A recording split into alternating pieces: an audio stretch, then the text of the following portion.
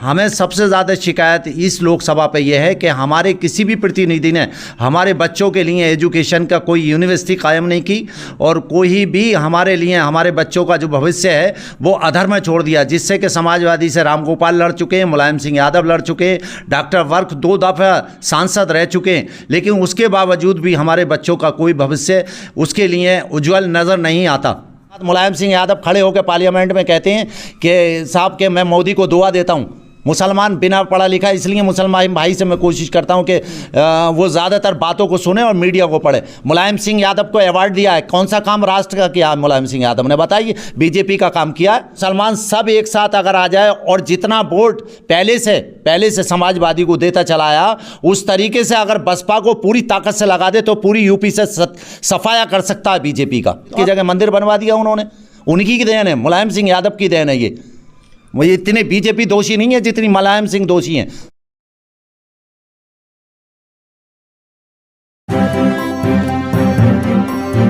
Media voice, आपकी आवाज। 2024 चुनाव को लेकर लगातार मीडिया वॉइस की टीम कवरेज कर रही है और जानने की कोशिश कर रही है कि आखिर माहौल क्या है।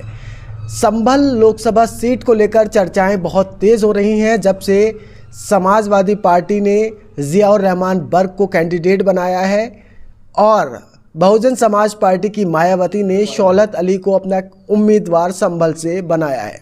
आपको बता दें, भारतीय जनता पार्टी ने परमेश्वर लाल सैनी को उतारा है। अब जब त्रिकोणीय मुकाबला कहा जा रहा है, लेकिन सपा और बसपा ये जो 2 कैंडिडेट हैं और दोनों मुस्लिम हैं, एक तरफ तुर्क बिरादरी के जियाउर रहमान हैं तो दूसरी तरफ चौधरी शेखजादे हैं शौलत अली। इसको लेकर बहुत ज़्यादा संभल में चर्चाएं चल रही हैं क्योंकि ज़्यादा आबादी बसपा के कैंडिडेट शौलत अली चौधरी शौलत अली की है और वो संभल में आकर चुनाव मजबूती के साथ लड़ रहे हैं। मायावती भरे मंच से कहकर गई हैं कि जिसकी बिरादरी मुसलमान की बिरादरी सबसे ज़्यादा है, अब तक उसे नज़रअंदाज किया गया था। मायावती ने ऐसे कैंडिडेट को चुनाव मैदान में उतारा है। हमारे साथ में अफसर साहब हैं जो पोटा से एक जिम्मेदार पद पर भी हैं बसपा से।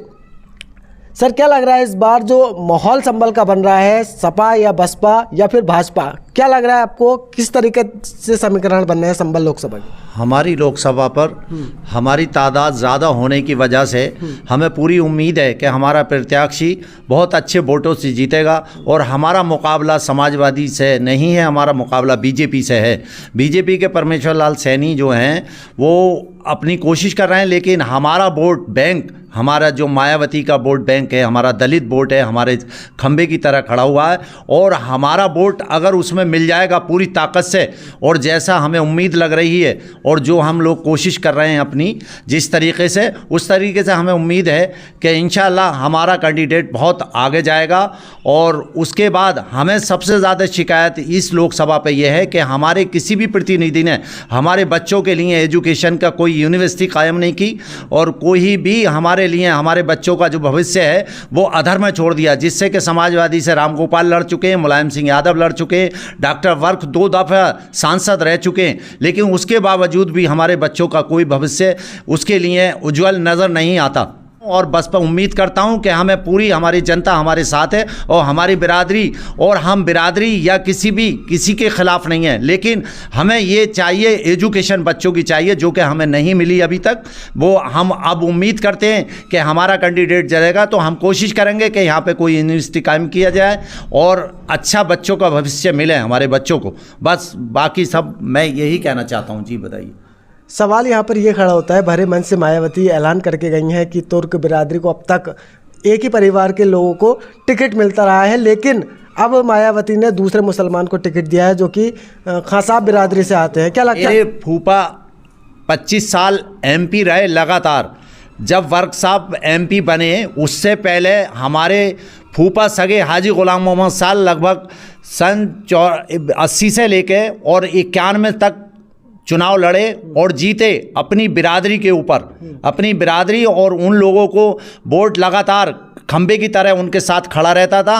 और आज वोट परसेंटेज के हिसाब से जो दलित वोट है किधर भी नहीं जा रहा और इंशाअल्लाह हमारी बिरादरी 80% वोट देगी। व अफवाहें कुछ भी फैलाते रहें लोग, लेकिन आज बिरादरी को दर्द है और हमारा ऐसा नहीं है कि हमें दर्द नहीं है। सभी लोगों को हमारे सबसे फ़ोन आते हैं और लोग कहते हैं कि साहब हम आपके अपने आदमी को वोट देंगे, चौधरी को वोट देंगे। हम चाहते हैं कि सब लोग अभी मैं कहना चाहता हूं चैनल के माध्यम से कि पूरी मजबूती के साथ सौलत अली के साथ उनका ख़ास तौर से वोट उनके साथ खड़ा हुआ।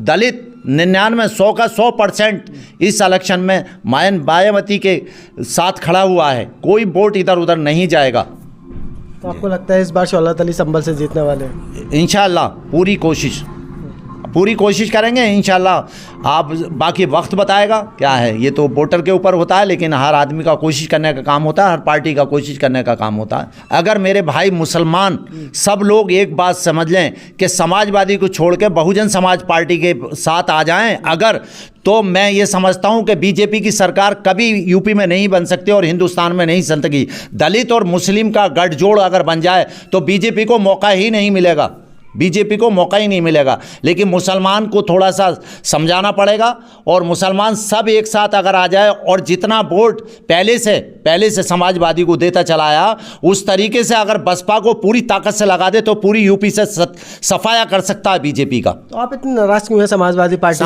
समाजवादी पार्टी तो कहती है कि मुसलमानों की पार्टी है, मुसलमानों के हकूक़ की बात करती है। मुसलमानों की पार्टी मान के वोट लेती है। सबसे ज़्यादा नुकसान समाजवादी से मुसलमान को पहुँचाया। क्यों उसने कार सेवक उस पर चढ़े मंदिर पे, मस्जिद पे, तो क्यों मरवाए? FIR कराते, उसको जेल भिजवाते उसके नाम। तुम उनके नाराज़ किया, हमारे मुस्लिम हिंदू भाइयों को नाराज़ किया उनको मरवा के।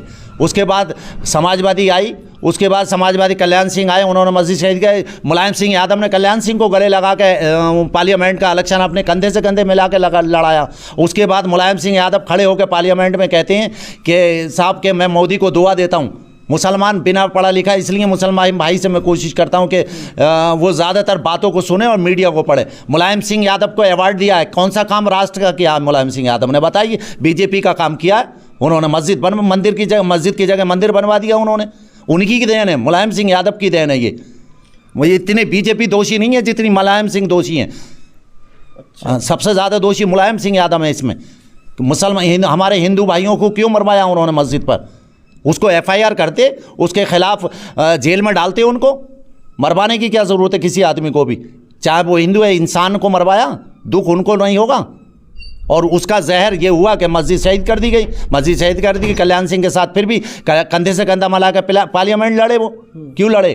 अवार्ड दिया बीजेपी ने, किस चीज़ का अवार्ड दिया कि भाई शाबाश, आपको हम मुबारकबाद देते हैं, आपको अवार्ड देते हैं, आपने हमारा काम करा। वो दोनों की मिली भगत है जो कि मुसलमान को नुकसान। बीजेपी के साथ मुलायम सिंह हमेशा जुड़े हुए रहे। मुसलमान नहीं समझे तो उसका दोषी मैं नहीं हूँ, मेरी अपनी भावना। मुसलमान को एजुकेशन से पीछे किया गया। नकल स्कूलों में क्यों कराते थे? वो स्कूलों में नकल की छूट क्यों देते थे? इस बात को मैं बीजेपी को भी सपोर्ट करता हूं कि बच्चों को भविष्य के लिए, चाहे वो मैं बहुजन समाज पार्टी में हूं, लेकिन जिस काम को सही करती है कोई भी पार्टी, उसका मैं समर्थन करूंगा। अच्छा, जब मुसलमानों के हकूक़ की बात तो असदुद्दीन ओवैसी भी करते हैं, लेकिन मुसलमान के बहुत बड़ा तबका कहता है कि वो बीजेपी की बी टीम है। क्या असदुद्दीन ओवैसी और मायावती को एक साथ मिलकर चुनाव नहीं लड़ना चाहिए था? देखिए, कांग्रेस को और बहन जी को चुनाव मिलकर लड़ना चाहिए था बजाय ओवैसी के। अच्छा। क्योंकि जो धर्म की बात करे कोई भी पार्टी हो वो उसके खिलाफ है।